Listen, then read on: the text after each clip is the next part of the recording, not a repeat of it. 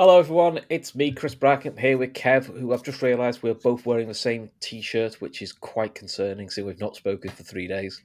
Oh my word! Not quite. Anyway, it's the preview show for Eintracht Frankfurt against Liverpool. Liverpool looking to not equal a record from 1953 of 5 straight defeats in all competitions. Kev, I know we've been in. I know we've said form had to improve, but these last 3 or 4 games has been a different level of shite, hasn't it? Results have to improve, 100%.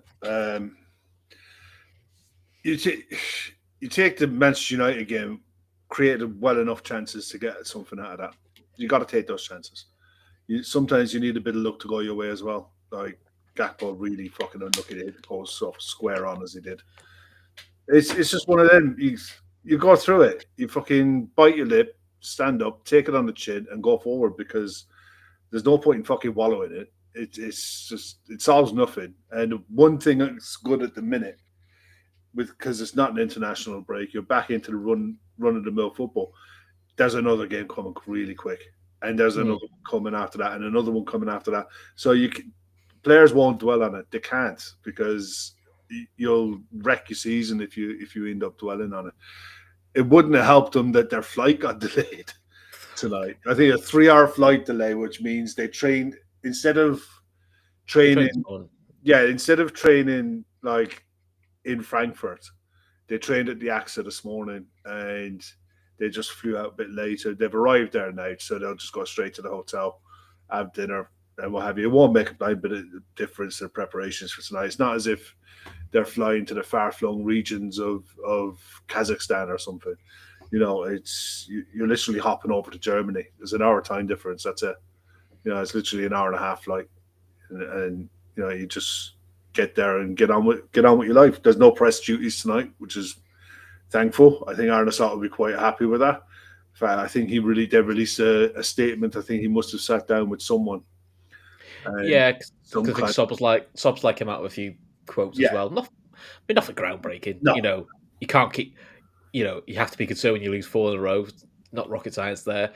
He made a point of saying, just because we had a 3-hour delay, that's no excuse. Has no impact on the result tomorrow. So he's getting that out there, saying, "I'm not. Let's not have that conversation."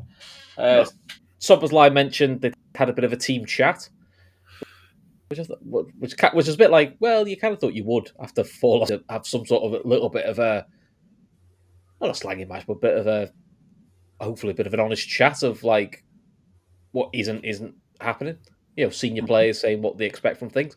Probably some players saying to senior players, you're not performing or you're not doing what we want you to do. So you kind of need a little bit of that. If I was a senior player, I'd drag Arne Slot into a corner. Say, what the fuck are you doing? Why are you telling Alexis McAllister to go and play in number 10 when you got Florian Wirtz sat in the fucking bench? Yeah. What the fuck are you thinking? And get answers. Yeah.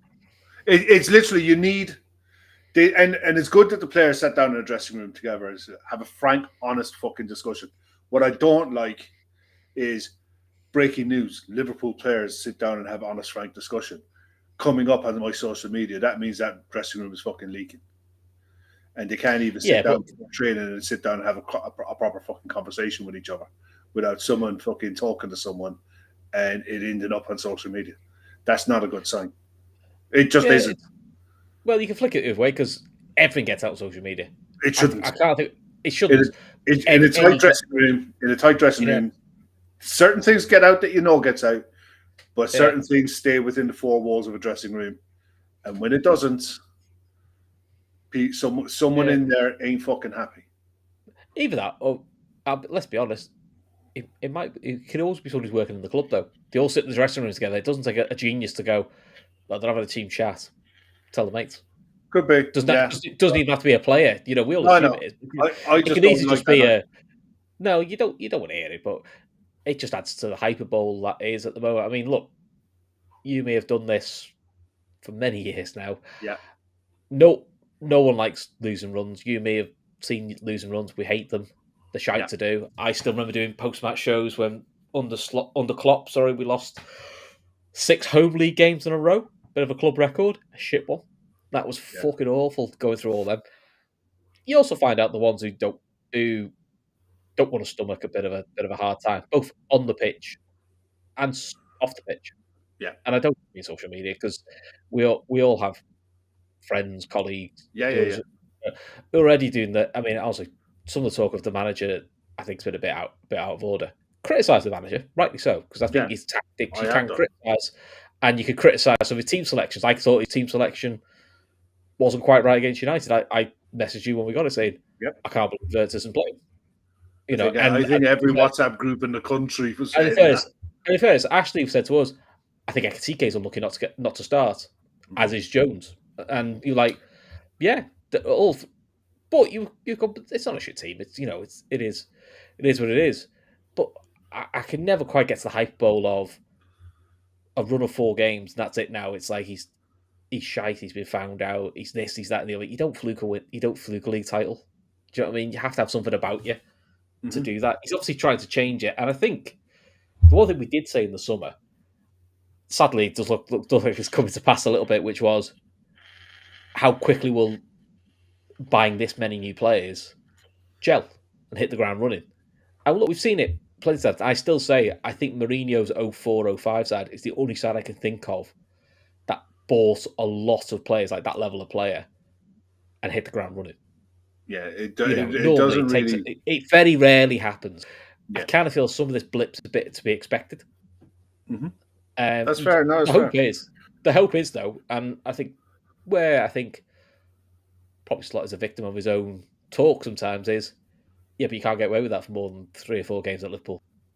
That's not the way No, it's done. And and it's fair. and He's been and you saying that, can't. and he's so he's not Yeah, wallowing in it, you saying, "Oh, can't. I've got loads of players. That's it." I think where he's got to be careful is about 3 or 4 press conferences out. He's just talked about all these teams do long balls, all these teams do direct football, and all that. I'm going, yeah, fine. And he's not saying there's anything wrong with that, but it starts to sound like an excuse. Going like, yeah, but everyone plays. If that's how everyone plays, then you Hmm. you you adapt to it. You pick a team that can adapt to long ball and then play your game. Because Well, that's what the best teams do. Stop mentioning it because it's like if you keep mentioning it, when we get beat, everyone talks about it. That's because you can't handle a long ball. yeah. Tomorrow night's going to be interesting because look, it's an important game. We're currently sat 16th and 17th in Champions League group at the minute with a win and a draw for both sides. Frankfurt's win and loss have been a bit on the extreme side.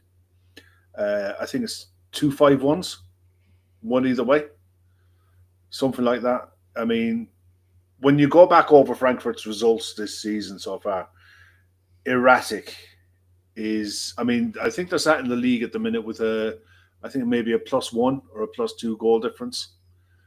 But when you look at the results, there's a 6-4 in there. There's a couple of 4-2s. There's goals galore, and they concede goals for fun. I think at home this season in the league they've scored 12, conceded 9 in the league, and you look at. I think they're set up to play an erratic type of football.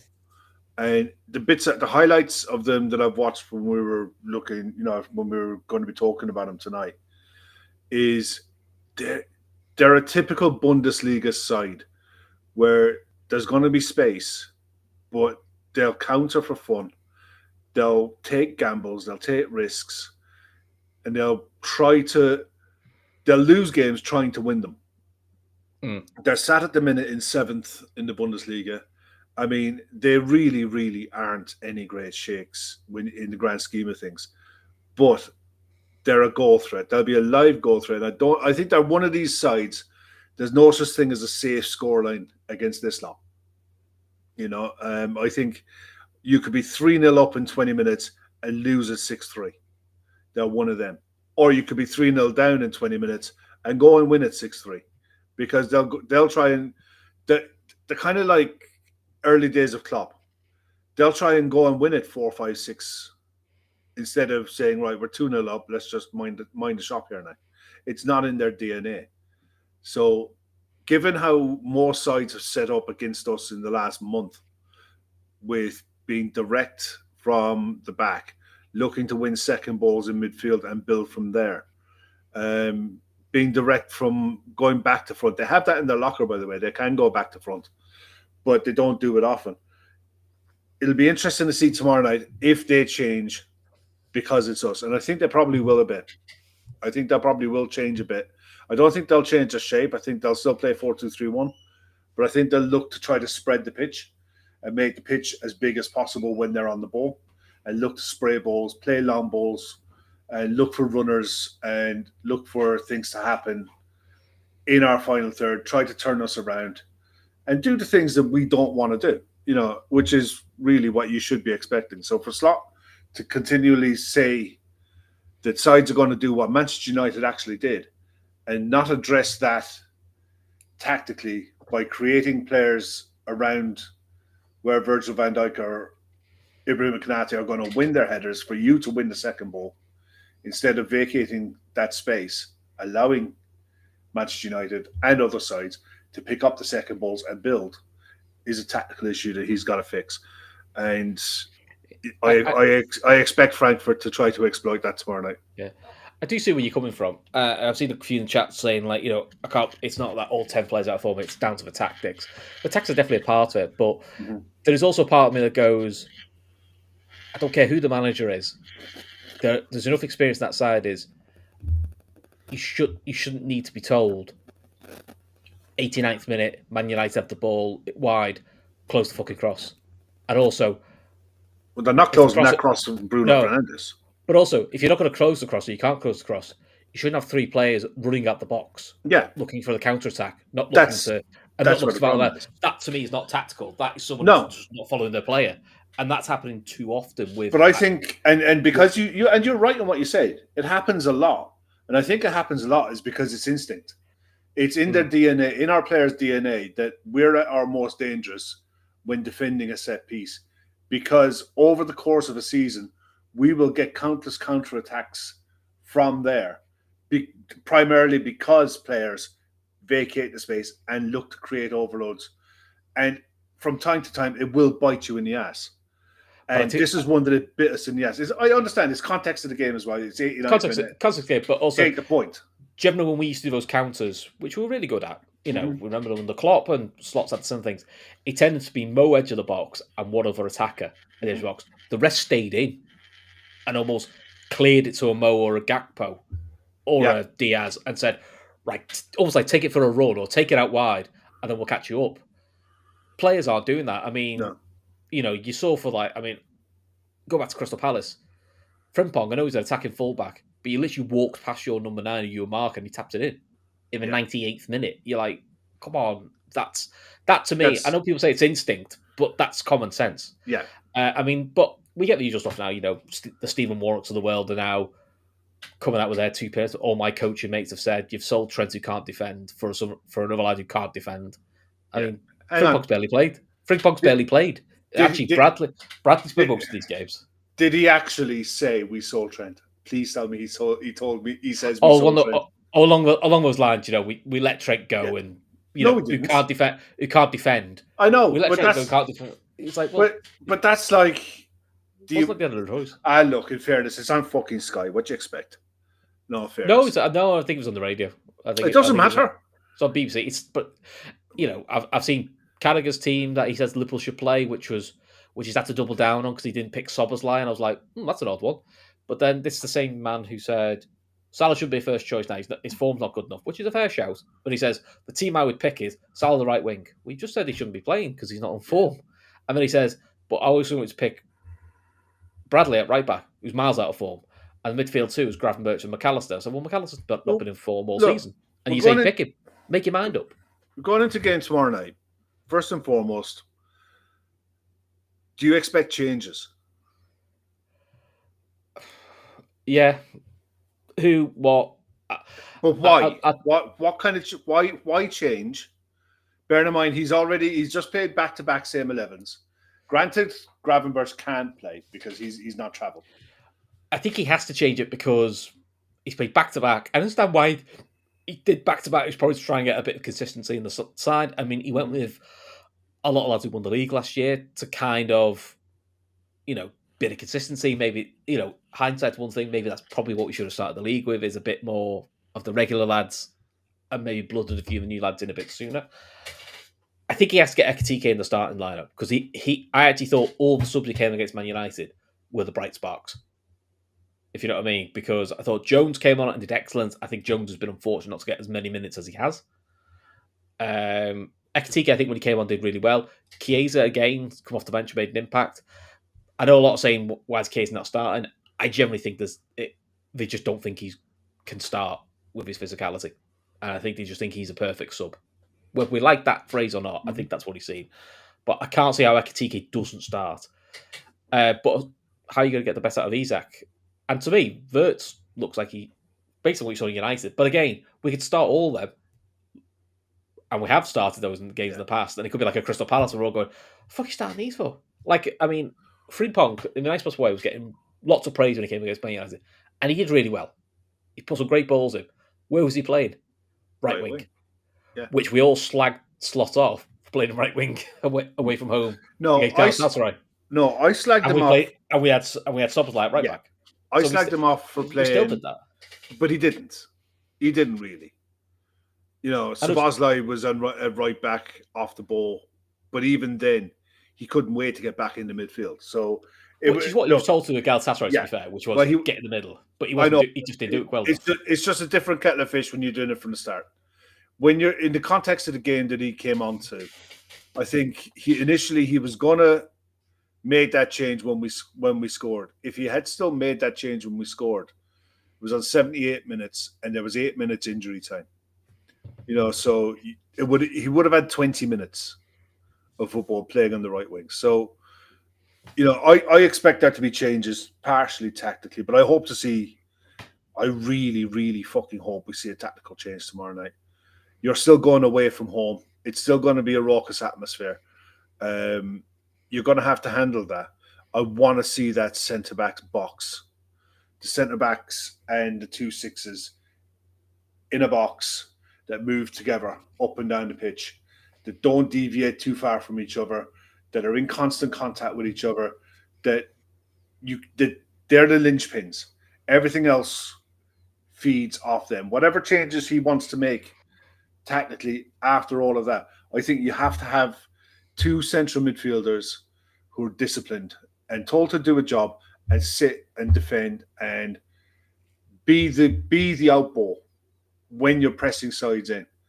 Because if they're not, if they become disjointed and we start to see more of what we saw against Manchester United, you get dragged into a game of tennis. And you get dragged into a game of tennis against a side who are as free scoring as Eintracht Frankfurt. We're going to concede plenty.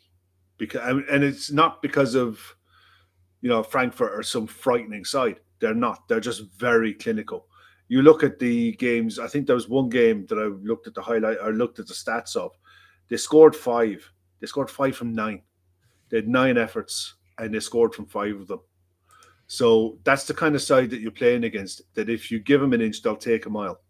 So I really hope that we go there and play it like a proper European game. Play it properly.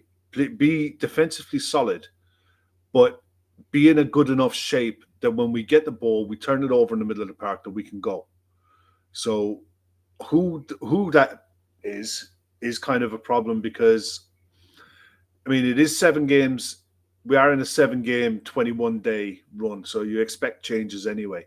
He's going to have to, isn't he? He's going to have, but now because of Gravenberch, and we don't know the state of the injury because he wasn't seen on the inside training video. So I think the comment from Slot was he was in quite a bit of pain with his ankle. The hoping it's not too bad, he might be in contention for the weekend. Yeah, but that's kind of vague enough to say, if he plays, he plays. If he doesn't, he doesn't. My gut feeling is he's out for a couple of weeks. Mm. Yeah, I do so. Because I don't think there's any time like in like one of those moon boot things or anything like that. So I'm thinking he might have got away with more of a. It's sore, you know. You know yourself when you roll your ankle, and anyone in the chat when you know yourself when you roll your ankle, it might hurt for a couple of days. And then you get back on it, and you might feel a twinge when you have to push off of it, or if you're going for a walk or a run, you might feel a twinge. But after a couple of days, again, it's fine, you know. So hopefully he'll be okay. That's what I'm thinking. Maybe they could wrap him up, get him ready for Brentford, because I think after Brentford, isn't it the League Cup, I think so.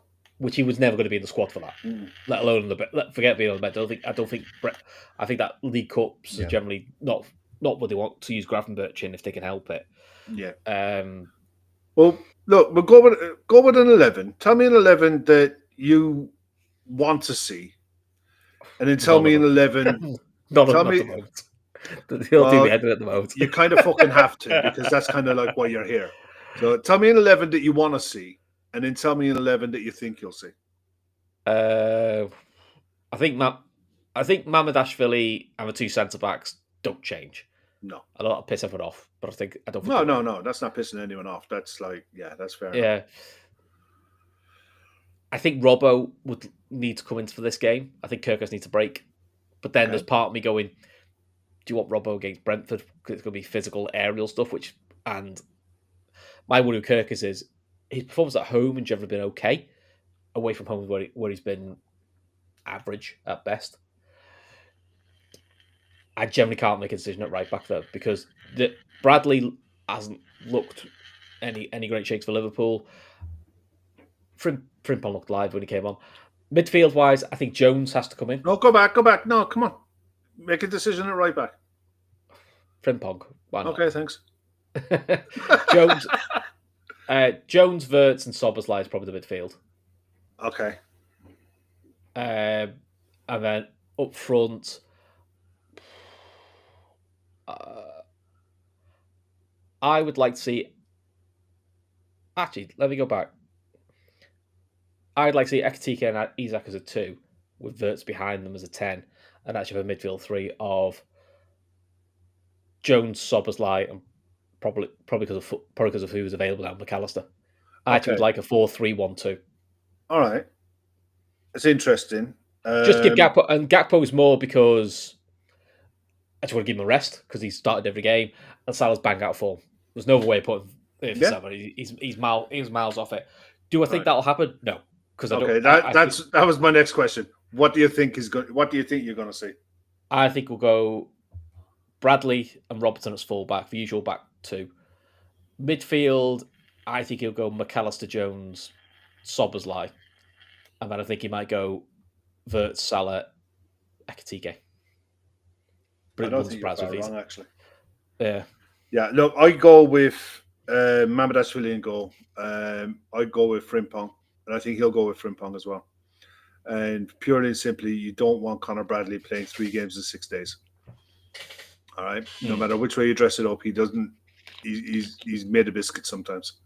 Yeah. So, and if there is someone who's going to pick up an injury, it's fucking going to be him. So I play with Frimpong anyway. I go with Kanate. I go with Van Dijk. I will go with Robertson as well, but not for the reason that I think Kirkes deserves to be dropped. It's Kirkes. I think if you're playing with one fullback who you want to bomb on, You want a I defensive don't. one all the time. I want one who's going to sit in midfield and Yeah. be the lynch between the two. I think in midfield, I want to see Curtis Jones and McAllister as your 2 6s. Jones has earned a start, to be fair to him. It's what that's one part. The other part is he minds the ball, and you can give him the ball in tight areas, and he can advance you up the pitch, or he can play a pass, or he can lay it off and move. He can, and he's mobile, and he's proven before that if you ask him to do the job in the 6, he'll do the job in the 6. I don't think you can avoid playing McAllister purely because of the Gravenberch injury. So I think those 2 would be my two 6s, but I'd want them behind the ball. I don't want to see Jones or McAllister ahead of the ball. I want to see them behind the ball unless the game calls for it. Because I think up front, I want to see Szoboszlai in the 10. I want to see Verts on the left, but I want him fucking staying on the left, not like Crystal Palace. I want him using that left-hand side from the edge of the 6-yard box to the touchline as his space. And I want him to live there. because he can take the ball. And look, Gakpo can do it as well, where he can go inside and outside. Frimpong can, or sorry, Verts can do that with ease. It's kind of the position that he played for Leverkusen in, but with a back three behind him. Mm. So, and it's definitely the position that he plays for Germany, where he plays is a left side attacking midfielder or a left midfielder. So it's not he's not uncomfortable with it, and the fact that I think the way that Eintracht will play, he will find space, and I think that's probably the area of the pitch where he'll find the most space is on the sides, and I think Sabazlai's running power in the 10, where he can advance and get beyond the Ekatikes who I play up front, because look, I like players going back to where they came from. I Mm. always think it's just one of those things. It kind of tends to go your way. So I play him, but I think I play him on merit anyway. And on the right, I'm stuck because I think he'll go with Salah. I would play with Chiesa. I'd start Chiesa, and I'd tell him to be closer to Ekatike and Sabazlai playing more inside, taking the fullback with him, allowing Frimpong to bomb up and down. Convert's playing the right. I watched the Northern Ireland game, and he started on the right wing, and he stayed there for about 10 minutes. And Adiemi played on the left. And after about 8, 9 minutes, they swapped. I think if you start Chiesa on the right, Verts on the left, you can swap them. There'd be no problem with swapping them in game. The reason why I ask is I wonder if you could do Verts right, Ekatike left, Isak through the middle. Get the money on the pitch. You could, yeah. I mean, but the fluidity there it would give you is because of where Dom plays for his country, he does naturally drift wide left, wide right, and then Verts or someone could swap position with it at its head. That would give you some fluidity. I'll give you another option. You could play Sabazlai and Jones as your two city midfielders.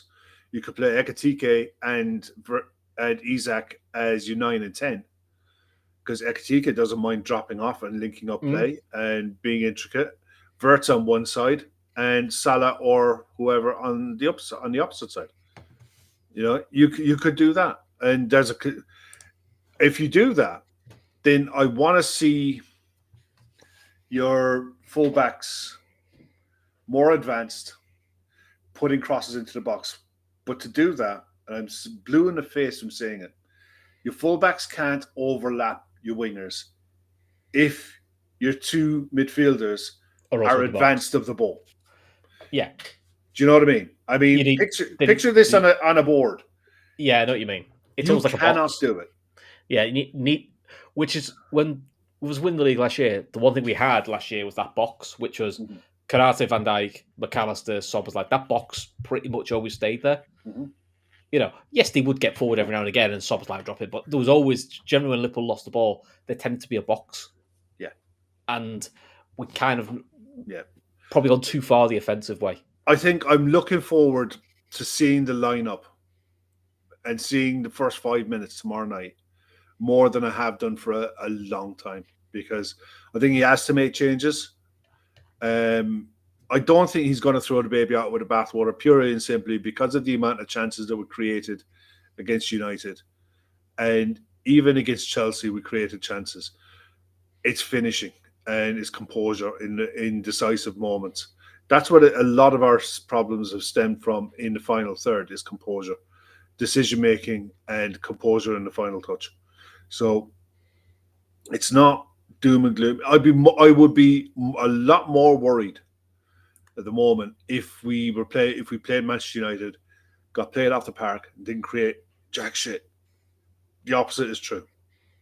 So while the result is the result and you can't really shy away from it, there was definitely enough in that game to say that we should have finished some of the play that was out there that were good chances.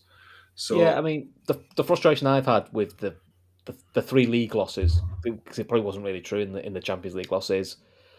Look, defensively, we talk about the 2 goals we conceded. They're all pretty soft, and things we could do better is, and and we've said some of the passing patterns haven't been there, but we have missed some fucking sitters in these games Yeah. at 1-1, and we've done the thing that Liverpool were good at early in the season and good at last season and under Klopp, which was if they got it to 1-1, everybody's dog went, oh shit, they're going to nick this 2-1 now, because that's how they did it. Yeah.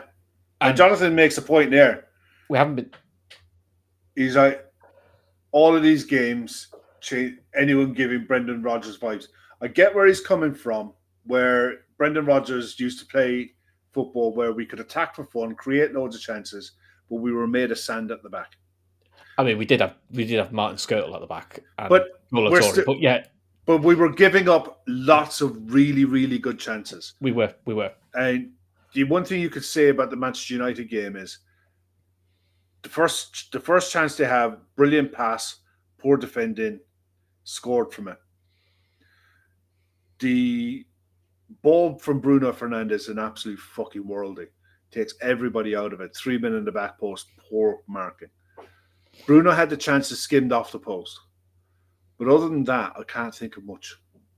Whereas you go the other way, you've got, I'm not counting Cody's one that he hits off the post from a cross, because that's just a bad cross. But the other ones, the Isaac chance, the 2 that Cody the Salah hit chance. the post, the Salah's 2 chances. Yep. The Cody header from fucking 2 yards that he managed to find a way to miss. You score 3 of them. You come out of that game 4-1, and you're sat there rubbing your hands. Right, now we're off and running.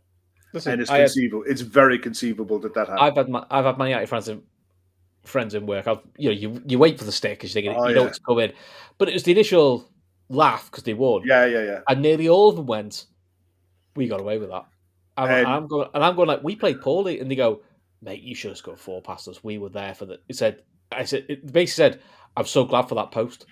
So I was a bit like, and these aren't United fans who I know who were like on the wind up. It was genuine, like, yeah, we're made up with a win, but fact, mate, and they're saying like, you play that game gets played again, all same form and everything like that. He goes, I can see Liverpool winning that. He says sometimes that's just how it falls for you. One of the lads in the chat who's just gone off said, do you want to talk about the Semenyo links that came out? I'll come to that at the end. Okay. Look, Tommy's making the point there that play Florian Wirtz in the 10. Yeah. You want to play Florian in the 10? No problem with it.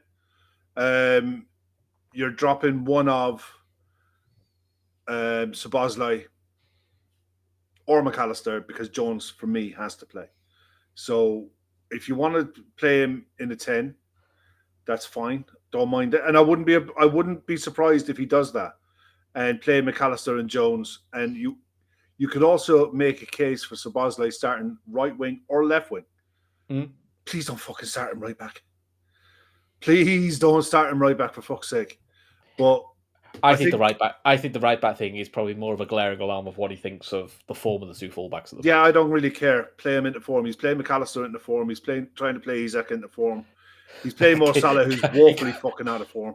He can't have 5 of them. He can't have 7 of them trying to play into form. He's got to. Yeah, I don't fucking care. You got 2 right backs there. Play them, and if you're stuck, play Joe Gomez. I really couldn't give a fuck. I honestly think they're never going to play Joe Gomez at fullback until this side of Christmas. No, we've only had 3 because we only have 3 centre. Because we only have 3. I think, and I generally think because of how he performed his debut, if Leone hadn't got unlucky with his knee injury, I think he'd play by now. I think he'd play by now. I think you might have seen a bit of Gomez at right back. Mm-hmm. Because then they said, well, God forbid he picked up an injury. It's okay. We've got other options at right back, or we've got Leone. You're starting to see it more and more now. And look, everyone mocked Arsenal for buying 4 centre-backs and what have you. And Calafiori, by trade, I mean, they've just smacked Madrid 4-0. So yeah, I know. It's working. But Dan Burn is playing left-back now for Newcastle, but he's not a left-back. He's playing as a centre-back who, off the ball, drifts out onto the left. On the ball, he becomes part of a back 3 with one player sitting in front of them and the two eights support the strikers without getting ahead of the ball. One might to make the run in behind, but the other one stays behind the ball. It's just a different way of setting a side up. What I don't want to see is I don't want to see our fullbacks trying to play up high and your two eights playing up next to your striker and then wondering why your fullbacks can't overlap. Because they just fucking can't, because it's football. You can't just attack. You have to have balance. And there's no balance in the way he was trying to set up. So I want to see balance tomorrow night. If Florian Wirtz is your number 10 and you're playing him in the 10 role, find a way to have balance in the two midfielders behind him that allows you to build the side around your 9 and 10. And if that's the way you want to go, fine, do that. But I wouldn't be surprised if, because you're playing in Germany and because of this kind of a side that Eintracht Frankfurt are, that they do tend to be open and looking kind of like a side who wants to be on the front foot all the time. They will leave you spaces to play in. So I wouldn't be opposed to seeing him playing more off the left and someone like Sabazlai in the middle with, and I wouldn't be opposed to seeing Chiesa starting on the right with Ekitike through the middle. Because I think it gives you the option that you can swap wingers. It gives you the option that I think Chiesa could come really close and almost play like a second striker with Ekitike, freeing up the space for Frimpong to bomb up and down and put crosses in from wide. You know, so I'm really intrigued to see how this lines up. I really am. Players to watch out for them quickly before we shift on. Let me just get the lineups there. Doen, Japanese international, been around the block now for a while. 5'8", plays off. He's a left footer, plays off the right wing as a right attacking midfielder. He's really good on the ball. Got an eye for goal. He's up and down. He's high energy. Typical Japanese player. He's just a really all in all good footballer. Young lad, Nathaniel Brown, plays on the left, but left footed, can go both ways. Creative, really creative, young German winger, despite having a name, Nathaniel Brown. Yeah, he is German. He's a German. I think he's there from Leeds, isn't he? Yeah. Oh, yeah, that's it. There's a centre back for anyone who's played FIFA over the last few years. Arthur Tiatra. He was linked with us for a while, wasn't he? As a left back. He's Belgian international. He's a left centre. Ideally, I think he's a left centre back in a 3, but he's listed up as potentially playing as a left back. But that I don't think you're going to see him up and down. I think what you'll see him is off the ball, he'll tuck in and make a back 3, allowing the right back to go forward. But it's he is a threat from set pieces. They are a threat from set pieces. Koch is the centre back from Leeds. He was at Leeds for a season. Left on loan. Yeah. Was he on the Premier League? Yeah. Yeah. And I think the right back is Rasmus Christensen. Again, another player who was at Leeds. Stayed for a season, and when they got relegated, bombed out. He didn't do as well, to be fair. No, he didn't. But again, he's high energy, but he isn't a great defender. See, this is what I mean. They're being talked up as being this real live threat, but they're a young side who have a lot of players looking to rebuild their careers after failed runs in the Premier League. Not to say they're not dangerous, but there are glaring weaknesses in that Frankfurt side that we need to look to exploit. So I expect I expect that to be goals, and I think that I wouldn't be a bit surprised if you get a 3-2 or a 3-1. I expect to win though. I expect this run to come to an end. You need to see discipline defensively, and give the attacking players that we have. Give them space to play in. It's the one thing you looked at against United, because of the fact that they played 5-4-1. There was no real space. Frankfurt won't be that. You will have space to play in, but at the same time, you have to be disciplined in midfield to stop their counter attack. So we will lose the ball in bad areas because of the nature of our passing and the aggressive nature of the passing that we play from time to time. So when we press, you need to press as a group, not as individuals, and not half-heartedly. So I'm looking forward to it. I genuinely am looking forward to it. Good. I'm glad you're looking. I'm glad you're I looking am. forward to it. I'm looking forward to it. I mean, at the end of the day, it's fucking October, man. It's October. There's no. Despite what Arsenal TV and Arsenal fans and the media would have you believe, nobody wins titles in October. You can lose it in October, but you're not winning. Yeah. And I guarantee it. If we were in Arsenal's position and say they were 4 points behind us, or City were 4 points behind us, would we all be going, City are fucked? You wouldn't know, would you? No, but at the same time, it's just when you're in your own bubble, and because we've played so poorly, especially for the last 3 games, I'll tell you, it's hard to sort of look that too far ahead. You kind of go and get the monkey off the back first. You can verify this because I told you this privately last season. When we got more than a 2-game gap ahead of everyone else, I said it's over. You did. I said once we got the 7 points clear of anyone, I said we're not getting caught because I can see us losing 1, I can see us losing 2, but I can't see us losing 3 and them catching us up. And I was convinced of it. And this season, it's still early days for us, but I think City looks strong, Arsenal looks strong. But I'd still be more. I would look at it if we go 7 points behind Arsenal, even at this early stage of the season, knowing that we still have to go there and win to claw back 3 points, then you're down to 4. That's about as much of a gap as you be. I always say before you start, your skin's itching. I always say if it gets any more than 7, your skin's itching. I've always said, not just Liverpool, whenever I've watched title races, if you're within 6 or less by New Year's Day, you're in it. Yeah, you're in title race is on.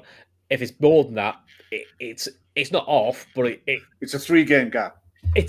Yeah, I'm with you. I think when it gets more than a 2-game gap, you're a bit like, that's kind of done territory. And I mean 2-game gap on the same games, because I know people talk about when City caught us, but they had like 2 games something like that. Yeah. Do you know what I mean? Same games played. Well, listen, Liverpool just needs to get through this difficult spell of losses, but also get out of this loss routine. And look on the basis that it's fixtures like all things swinging roundabouts.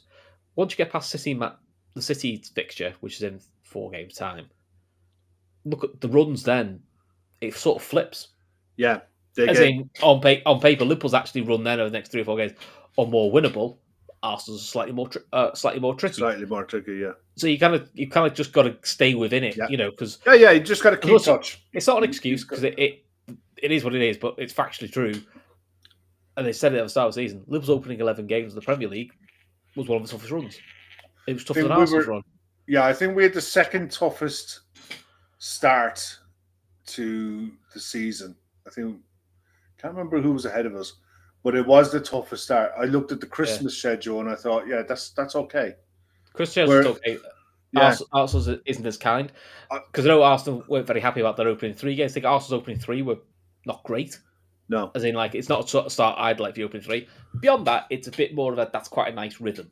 As in it was 1 tough game in the City, but the rest were good winnable games at home. You went okay. You always get the thing where you got to play everybody twice, and but you can get a block of games where you can build 6 games, 18 points. You go 6 out of 6. That's big. Do you know what I mean? Where most times, most sides, they get a run of 6 and they're looking at it as 4 wins, loss and a draw. Do you know what I mean? And if you're in a 3-team title race or a 4-team title race, depending on what Chelsea go under, then anyone who can put a run of 5 or 6 games puts scoreboard pressure on everybody else. And you saw on Sunday, scoreboard pressure is fucking real, even this early in the season. And I don't think last season anyone won 6 league games in a row. No. So, but also it does the flip reverse, which is if we get out of this tough run past City, but we've been quite indifferent and the points aren't on the board, the so-called nicer games on paper become real Become real pressure fucking games ball ache. Yeah, because you're like, you have to win. And yeah, you always go with like additional pressure of you almost like going to the game 1-0 down yeah, because you're like, fuck me, it's 0-0 and we're already losing yeah, in your head because you're like, we need to push it. Whereas if you have a nice run of 4 or 5 games, you then go into a big game, but yeah, you're quite confident then because you're like, yeah, yeah, but we've won games. yeah. We know we can score. It's Exactly. like Yeah, it's all that's psychology true. in football, which you get into. So, do you want to talk about Semenyo? Yeah, This link came out. It came from M.I. Douglas, who I don't know is yeah. I don't just know anything about him. does a bit I of transfer stuff. I've seen the name. Does a bit of transfer stuff. Not massively about Liverpool. It feels to me a little bit of Liverpool's lost 4 games in a row. Mo Salah's been quiet. It's a good name to throw out there. yeah, I mean, I've seen some say like certain high ranking people within Liverpool like Semenyo in the summer. but yeah, I was also like, we're going. They can't be that high ranking to want him because they're not being funny. Like you know, uh, it can't have been Edwards, Hughes, or Slot. Otherwise, they'd have gone for him. Do you know what I well, mean? I've no doubt in my mind that Hughes fucking likes him because Hughes signed him. Yeah. You know, and I've no doubt in my mind that they know what he is. I'd be amazed if he's not on our radar for the summer. I'd be Hmm. shocked if he's not on our radar for the summer, along with a couple of others. I think he's a. Look, I'm blue in the face saying it. Been saying it for years on here. He's a fabulous footballer. He's a perfect. He's getting to the state now where Sadio Mane was. At Southampton. No, I think he's better than what Sadio was at Southampton because I think he's more versatile. He's primarily a winger. He can play left or right, and I think he's equally as good on the left and right. And that's a scary thing when you don't know if he's left-footed or right-footed until he takes a dead ball. He's that good on it off either foot. He can go both ways on either side. If you want to sign him and say, okay, he's going to be your future player on the right, fine, happy days, no problem. If you wanted to sign him and say, okay, we're going to cash in on one of the players that play on the left, fine, no problem, because he can do both. And if you're really stuck, he can go through the middle and play as a second 9, or he can play as a 9 as well because he's a unit. He's big, he's strong, he's powerful, he's quick. You You saw know, that at Anfield. yeah, exactly. I think he's as good a player as I've seen in the Premier League this season, Haaland included. I think Antoine Semenyo is as good as any player in the Premier League this season. And he was as good as he was excellent last season for Bournemouth as well. So I think he's going to be high on our radar. Whether it's a case that he's high on our radar in January, I very highly doubt. We have other issues right now. Centre backs definitely one. Centre back and 6 are 2 nailed on screaming issues. The only one name that did come up earlier on, and it's funny, Jonathan said, can he play DM? Endo is back and he's travelled. And I wouldn't, even though he played in Germany and he knows the league and he knows the players, it's not alien to him. I don't think you come off having soft hamstrings and start in a game like this. No. And you know what? It is more about his ability on the ball, because I think the way that Arne Slot is asking his 2 central midfielders to play, I don't think it suits him at all. I think he's a firefighter that comes on in the last 10, or he's an option off the bench if you need to solidify it or you need to free someone up to go forward and take a risk. But I think at best that's what he is. But I think he'll be, everyone will be on the bench who travelled.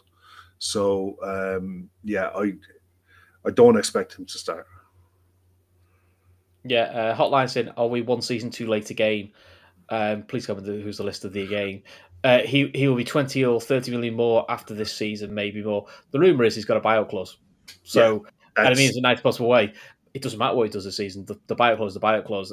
But the different rumours flying around, but... Yeah, Radio, if you were Radio's making it, but we should be in for Pablo Barrios. Yeah, if you were watching a transfer show that we did last, not summer gone, summer before, me and Shawnee talked about him in a big, big way. Yeah, like him a lot. Like him a lot. What happened to Bacetic and Calvin Ramsey? Their bodies let them down at the worst possible time. I don't think Bakacic has even played. I think he's played a few minutes for the 21s, if that. Yeah, He's yeah, barely played.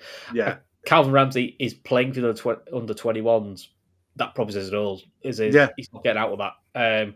I think they were trying to loan Ramsey, couldn't get a yeah. decent offer for him. Couldn't get a right loan for him.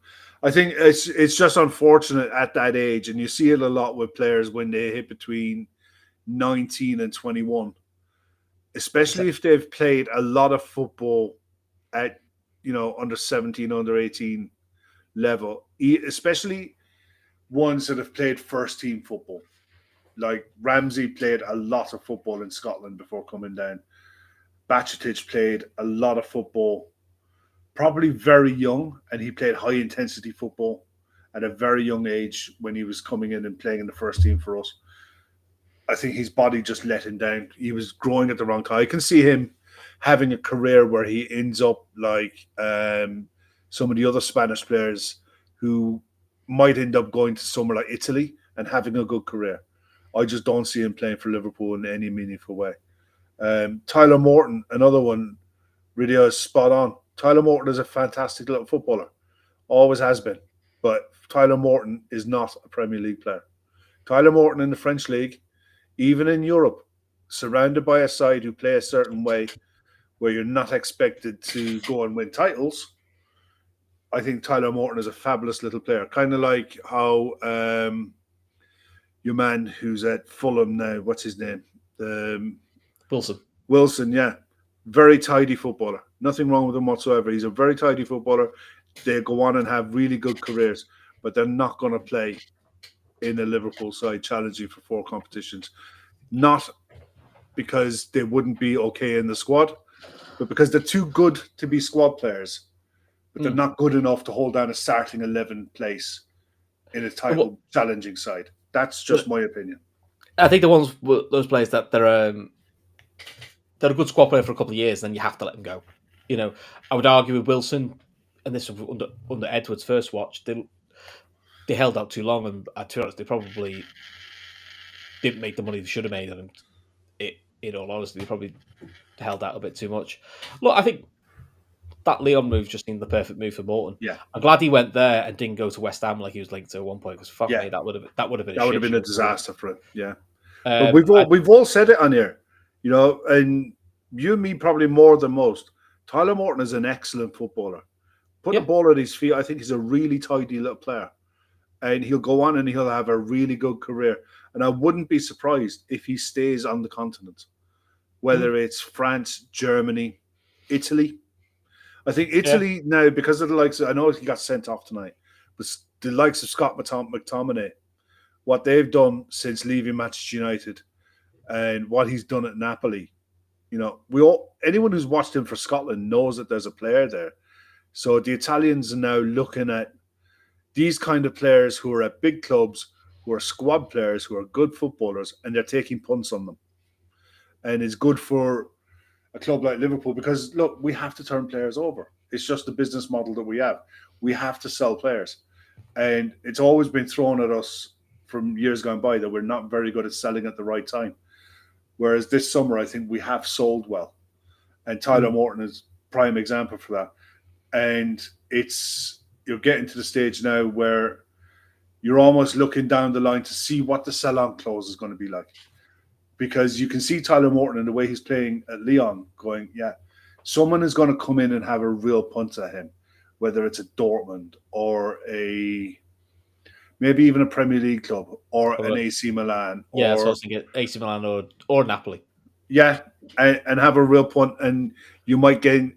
That could be the other reason why you're seeing players selling for what we deem as the fee that we should have got more for the fee. But I think we're looking to try to get the added value down the line because we know they're good enough. Well, I think that's what's happened with Elliott going to Villa. I know everyone went, 35 not a lot, but talk is it's 5 million loan fee, so basically it's 40 million. But it's 40 million with a buyback clause, and the talk at the time was Liverpool were looking at 40 million with a buyback clause or 50 with no buyback clause. And if I'm honest, that's looking more like smart business for Liverpool. And I'll be honest, it's looking a bit of a shit deal for Elliot because he's not getting a kick at Villa. That may be down to Yeah. the manager. The manager I doesn't fancy him. But again, a bit of a weird move because he's basically the move he's gone to Villa is what he had at Liverpool, which is sitting on the bench getting the odd couple of yeah. minutes. Look, I honestly Worked out think it for is us. the manager. I think Yeah, I the think it is. manager fancies what's his name, the Argentinian kid who used to be at West Ham. He played at the weekend as well, but he was Indeed. but he was injured at the start of the season, and I think they took a punt on Elliot. They might have promised him the Europe and Stars, but as soon as Bundia became available, the manager trusts him more. Plus, Rodgers plays on that side as well, so it's kind of like, and then McGinn finds a bit of a scoring form, and How quickly can we get Kwanzaa back on that buyback clause? I would say it's a couple of years in that buyback clause. And it needs to be even Kwanzaa's come out in an interview. He was interviewed not long ago, and he was asked about it because of the injury to Leone. Is it a possibility that you go back to Liverpool? And he's like, no, because there are still mistakes in my game that I need to iron out, and the only way he irons it out is playing week in, week out, which is what he's doing. Which we saw last year. Yeah. I'm not having this from Rideau. He says Kwanzaa was crap after a good start. He was good. He was good in his first season. Second season was a bit of a dip. It's kind of what young players do. It's very rare young player just is great and just flies up. The ones that do are ridiculous. So I think, look, your hope is in 2 years' time we're also, I think, can't believe we got Kwanzaa back for that deal because he was brilliant. Yeah, that's what you hope. If he doesn't, he doesn't.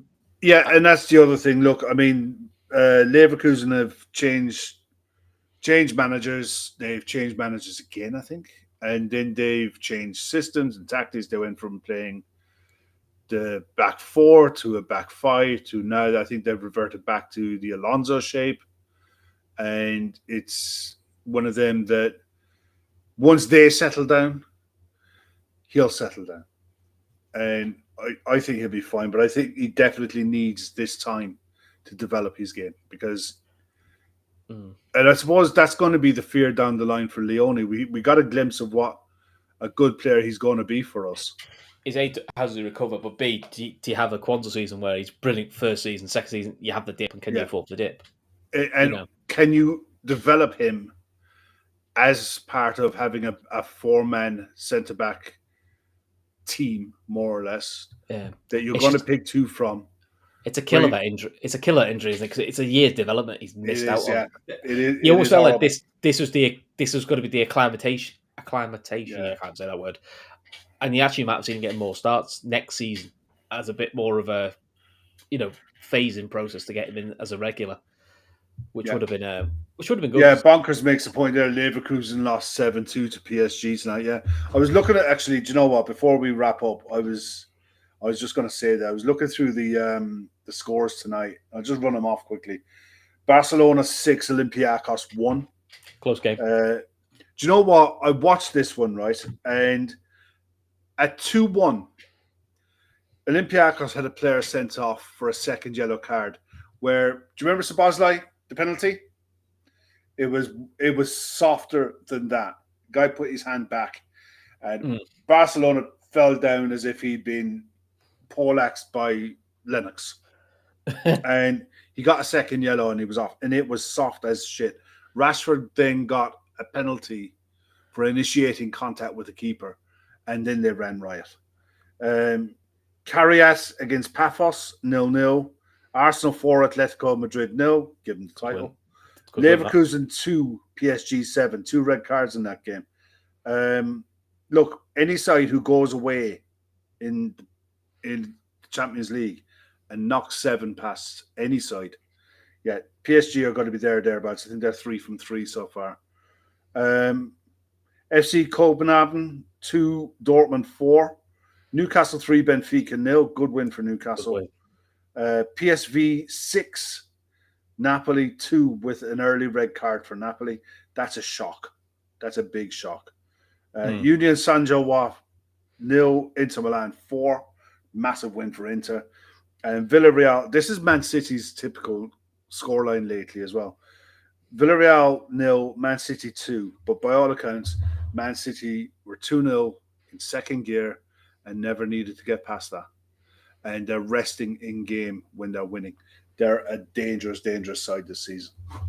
That's what that's what you want Liverpool to do. If this is where you want to get away from these close score lines. If you all your games are a knife edge, you run the risk of what we've seen in the last three Yeah. games. But also, it's a lot of energy in the legs. That's why I'm also that's my similar thing with Arsenal at the moment. They're playing really well. They're getting the results in the league, but again, there's quite a lot of 1-0s, 2-1s, set pieces.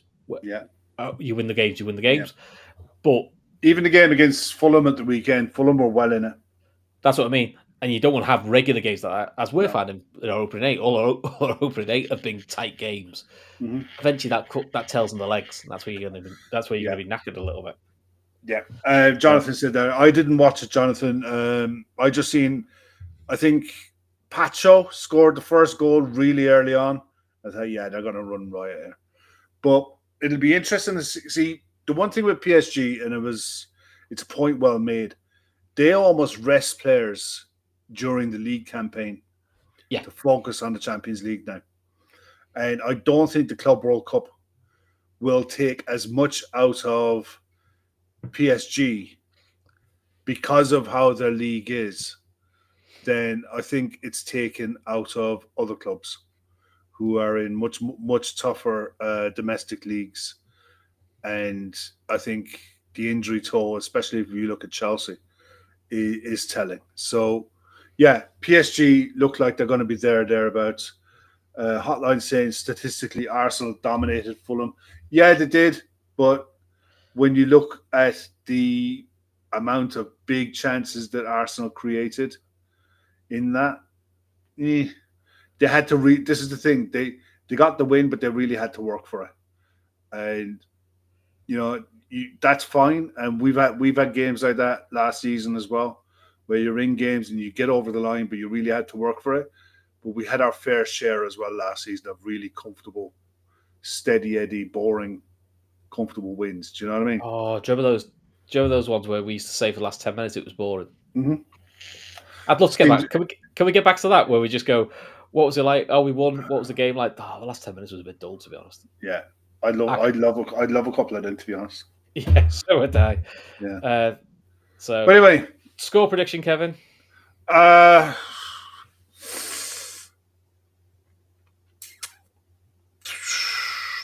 win. Ekatike 2 and Verts 1. I'm going to go. I'll try to be positive. 3-2 Liverpool. Mm-hmm. Ekatike, Isak, and Van Dijk. Yeah. So anything else before we go, Kev? Have we forgot our sponsor? Yeah, we have. If you're in the market for a good VPN, NordVPN, links in the description, and they are really good. It is being field tested at the moment by Ashley, who is away on her we're on a working holiday. And another holiday. It's not actually a holiday. She genuinely is working this time, but she is abroad and she is using NordVPN. Matt used it when he went. I used it when I went. It genuinely is good. I'm seeing some of the scores coming in here. Riddler's gone for a 3-1 Liverpool. Avo is being his optimistic, typical self, 2-0 to Frankfurt. Jonathan's going 2-2. Bonkers 3-1 Liverpool. Isak, Salah, Kanate for Radio. Cool. No, but yeah, NordVPN, link in the description. If you're looking for a VPN, they are top notch, no doubt. And as you can see on the screen, Patreon is there. Click on the QR code, give it a go for a month. It's the price of a pint. If you don't like it, it's not for you, cancel it. No big deal. But there is a lot of content coming. Has been on a lot of content on there already. Myself and Gav done a show tonight where we looked at some of the refereeing decisions from the weekend just gone by. We did an in-depth review of the Manchester United game as well, talking about some of the major incidents in that, all on the Patreon with video analysis and what have you as well. So yeah, give it a go. Hit the QR code. If something that interests you, give it a try.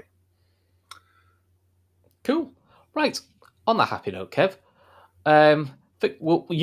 It's definitely you and me tomorrow. I don't know if we've got Matt or Ash as well, but definitely you and me for the post-match Yeah, reaction. Well, fingers crossed. We're hopefully talking about Liverpool getting a win in the yeah, Champions League and not equaling a record from the 1950s. That is the yeah. hope, isn't it? But anyway, Well, on before that we happy note, go, go on. Avo, you're going to get me in trouble, sunshine. Don't even go down that road.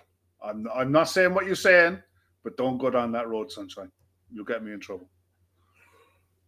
Okay, You right. all set? On that happy note, Kev, take us out. All right. Sloan, good night, lads. Talk to you tomorrow.